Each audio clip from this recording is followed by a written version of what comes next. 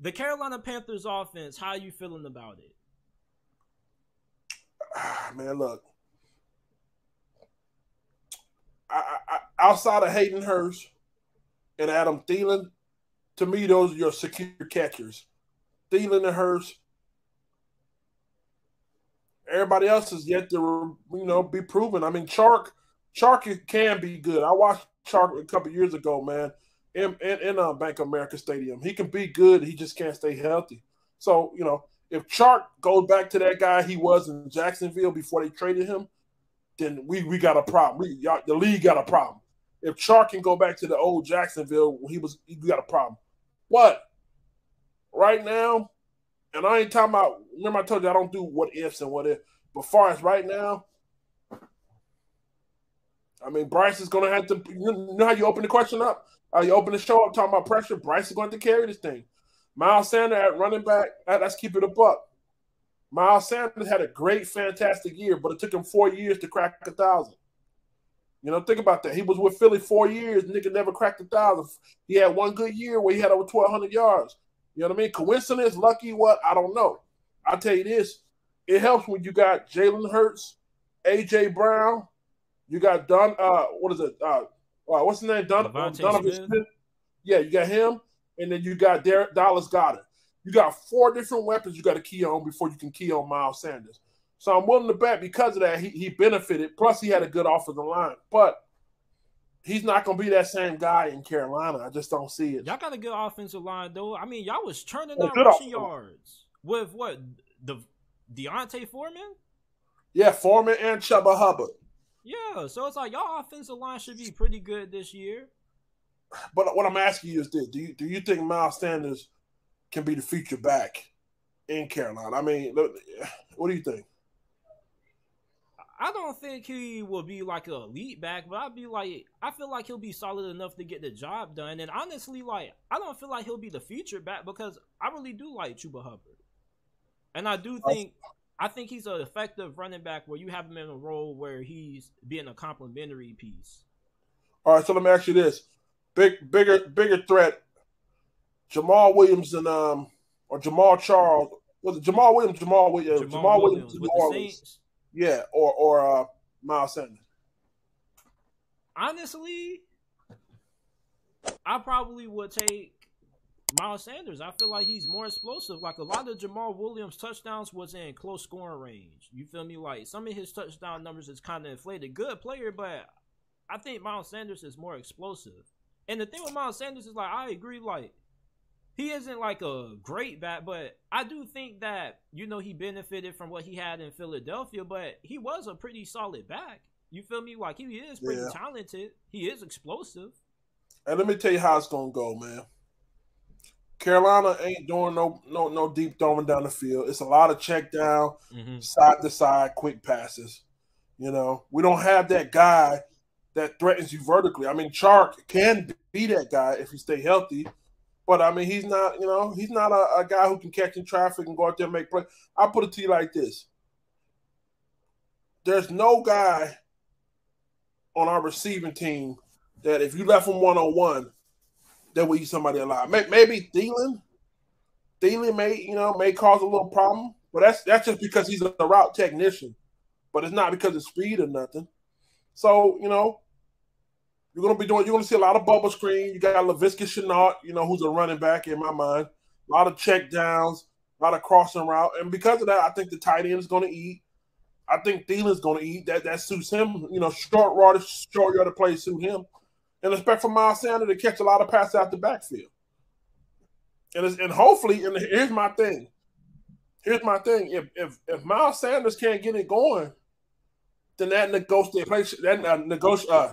the play action. So if you can't run the ball, you can't play action. If you can't play action, you're getting sacked. So Chuba Hubbard, second-year guy, I know you said you like him. We call him Slippery Feet on my channel, Slippery Feet. But I mean, he does some nice things, but I'm not sold on it, brother. I'm not sold. If their name ain't Hayden Hurst or Thielen, I'm not sold, man. We need to get one more body in there.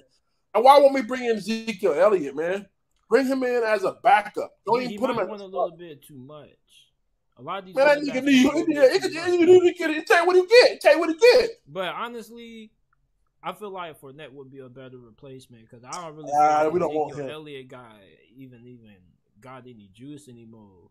Like he ain't that same back that you remember him being. Like I remember he used to be that running back who used to, come downhill, and get 4 extra yards falling down. You feel me? Yeah. His explosiveness is not really the same, but it's like you can find some other good running backs anywhere though. It's Kareem Hunt, another guy who I want, man. I'll tell you this right here, and you're absolutely right, because him with Tony Pollard, you really didn't see that. I was thinking Tony Pollard giving him a rest, you will at least see a more fresher, healthier, more productive Ezekiel Elliott, but you're really right. You didn't really see that. But honestly, yeah. I like Jonathan Mingo a lot. He reminds me a lot of A.J. Brown. And Steve Smith likes him a lot too. Yeah. And let me ask you this. I want you to confirm this. There's a rumor that I saw that apparently when y'all was trading for the #1 overall pick and the Bears said, hey, we need DJ Moore, y'all cried. Like y'all organization ended up crying from making that move. You mean physically crying? Like, yeah, they said, like, y'all getting rid of DJ Moore made y'all cry. Like, y'all front office, like, y'all loved him that much. Apparently, he mean that much to y'all organization. I can find the article for you. Well, I can't confirm that there, man, but I did hear him say that, it was a painful move, but they had to do what they had to do. They said they didn't want to do it, but they had to do what they had to do. Because apparently, when the Panthers made an offer for the #1 pick, this was after the combine, and some other teams had made an offer, and it wasn't good enough. So they had a small window. So there was like 2 or 3 other teams trying to negotiate, and none of them had made the offer that day. So they had to sweeten the pot. They literally had at least hours to sweeten the pot, because they would have let another day go by. Somebody else would have counter offered, and it probably would have been probably the Cardinals or maybe even the Colts. But because we hurry up and threw in him, it was a no-brainer for the Bears, man. Now, do you like Jonathan Mingo? I like Mingo. He's just young. I think he's going to do some good things, you know what I mean? He's naturally gifted, naturally talented, and I think he will make some big plays. You know what I mean? I'm not expecting like a 1,000-yard season out of him. And I hope I'm wrong. I hope I'm wrong about that prediction, man. But he got it in him. I mean, if you look at his measurables, you look at his build, and you look at the way he plays, everything about him says he's going to be special. But how special can he be in year 1? I don't know. Now, how you feeling about the big boys up front? Love him. Now listen, that's one thing you won't hear me complain about. I absolutely love our offensive line. I think it's the most underrated offensive line in the NFL. You got Akeem Aquanu, you got Brady Christensen, you got Bradley Bozeman, you got Austin Corbett right guard, and you got Taylor Moton right tackle. That's the all-star lineup. And they're going into year 2. Oh, I love it. I love it. We picked up my man from my NC State as well, Zavala. You know what I mean? I mean, we finally got a little depth back there, man. We got a little depth on our O-line, man. So if there's anything on that offense that makes me happy outside of Bryce Young, it's that O-line. To me, that's the deal breaker. That deal to me, if the offensive line can play like I think they are, which is a top 10 offensive line, then all that stuff I just said about Miles Sanders goes away. You know what I mean? All that stuff about these receiver corps being average goes away. You know what I mean? But again, I mean, like I said, injuries happen, things happen. But that's a top 10 offensive line, bro. You're looking at a top 10 offensive line. And Ikwanu's getting better, man. He's getting better. He's just getting better, man. Corbett, again, Super Bowl winning champion right guard. Bozeman, experience. I know you said you like the Ravens. Shit, man, I love our offensive line. And Moton, I think he was dealing with injury last year. He's been on Rocket Gibraltar before, Akeem Aquanu. I love our offensive line. Can't get enough of our offensive line. I'm going to take them niggas to dinner one day. Want a McDonald's. Now, last thing I want to ask you about the offense is this. Yeah. What's your ceiling? If everything goes right, okay. What's the best this offense can be? Top 10, top 15. Then I want your floor. If this offense hits the fan and there's some struggles, how bad would they be? And then what's your overall prediction for how you think this offense would do this year? Okay. I'll say this: our ceiling, I think top 10. I won't go higher than 10. I think we can nudge our way inside the top 10. You know what I mean? If Bryce does everything I think he's going to do, get the ball in his hand quick, make plays. Adam Thielen, he's the guy who I think he's going to be. Hurts, to me, my only reservation is who is our number 2 receiver. Thielen is good enough. He's not great. He's not average. I think he's good enough. I mean, why slightly you so low on above. Terrance Marshall? Like, what you don't like about him? What's his struggle? I don't trust him, man. Plus, he's been injury prone. I haven't seen enough. But let me tell you something.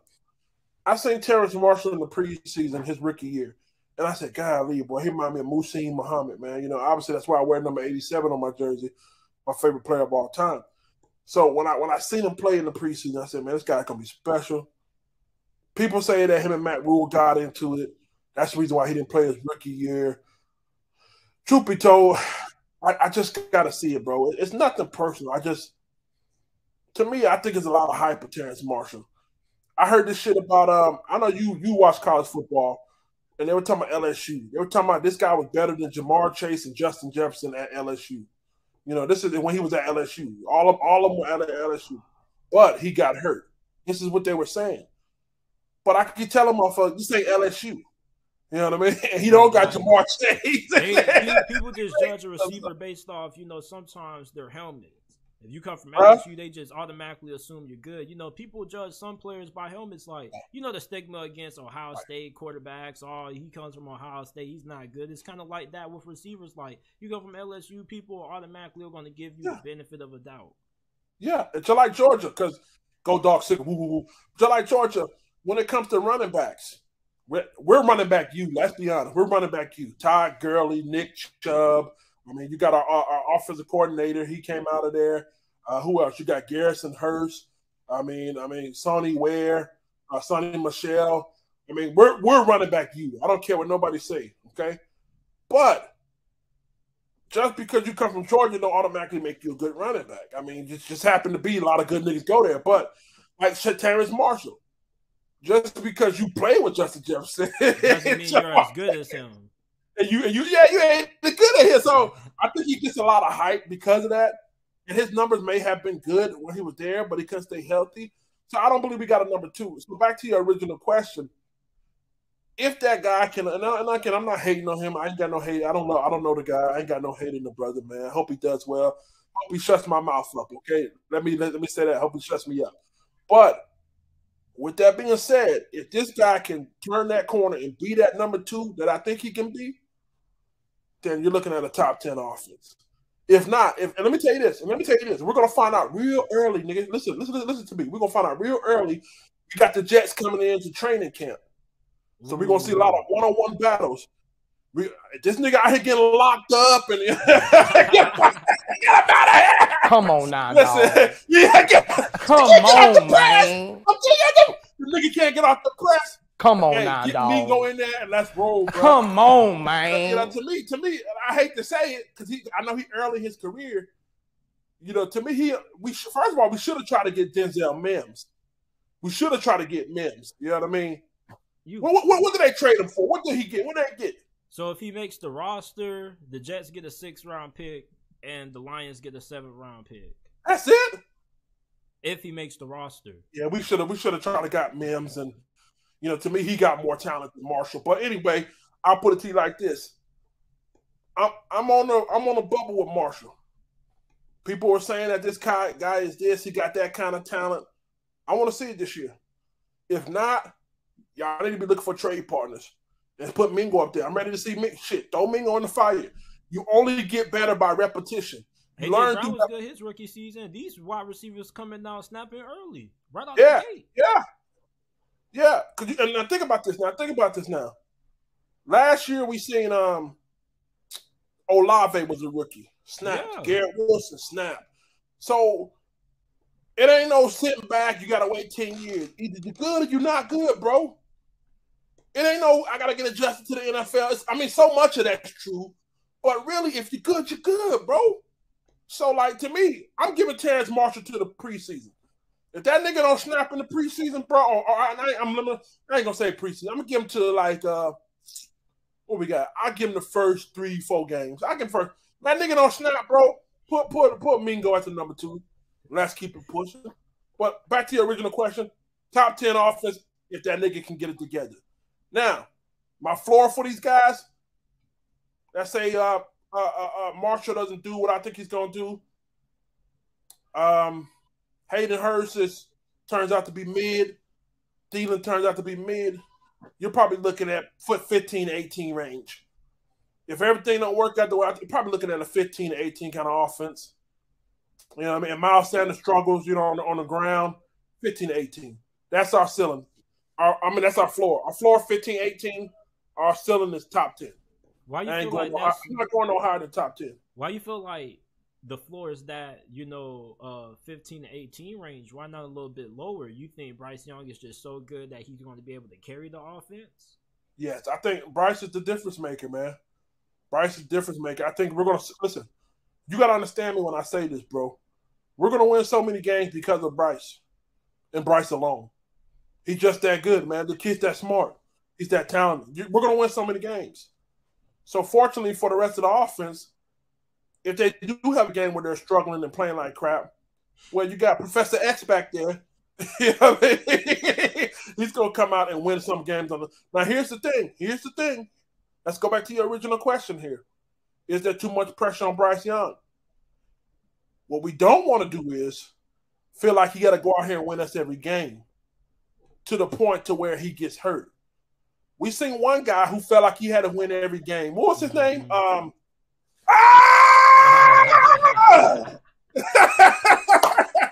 You see where he's at. He's on fucking Arsenio Hall now. Well, look, so my point is this, bro. Look. Here's my point, bro. If we want to win, people got to step up. I know Bryce is good. I know Bryce is smart. And I know Bryce can deliver. But this team got to step up, bro. I don't want him. Listen, I know there's pressure. There's pressure there for being a number 1. There's pressure coming out of Alabama. There's pressure for being a Heisman winner. But you shouldn't have to carry that alone. Okay? So if this offense get to the point to where he's holding us together, that's not good. And he's probably going to end up, doing what a lot of people say and getting hurt, man. I don't believe in that. I don't believe in speaking on that. But if it goes like that, bro, that's what's going to happen, man. I don't want to see that happen. Now, what's your overall prediction before we move on for how you think this offense will perform? My overall prediction, man, when it's all said and done, man, that's a good one, man. I think we're outside the top 10, man, but I say not by much. Maybe 12, 13 rank offense. We're going to be like a 12, 13. To me, 15 or below, you know what I mean? That's bad, but anything over 15 should be decent, man. Top 13. And by the way, nigga, you need to get in my fantasy league, bro, so we can run, bro. For sure. Send me the link. Man. Yeah, I got you.